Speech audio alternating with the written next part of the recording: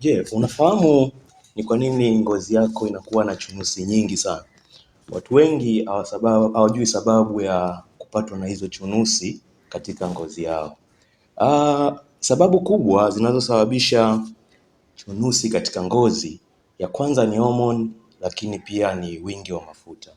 Mafuta yanapokuwa yanatoka mengi sana katika ngozi, yanaweza kupelekea kuziba kwa vinyolea, mwisho wa siku kutokwa na chunusi katika ngozi.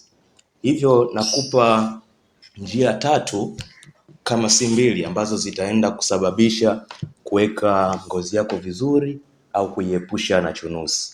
Cha kwanza kabisa, hakikisha kwa siku unaosha uso wako kwa sabuni maalum ya uso walau mara 2. Fanya hivyo kila siku.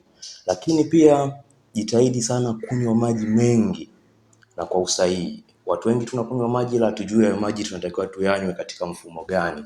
Kwa hiyo zingatia sana hilo. Nafikiri litakupa matokeo mazuri sana katika ngozi yako.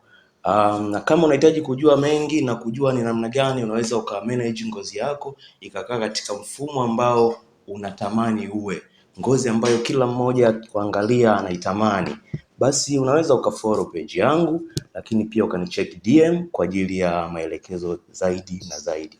Asante.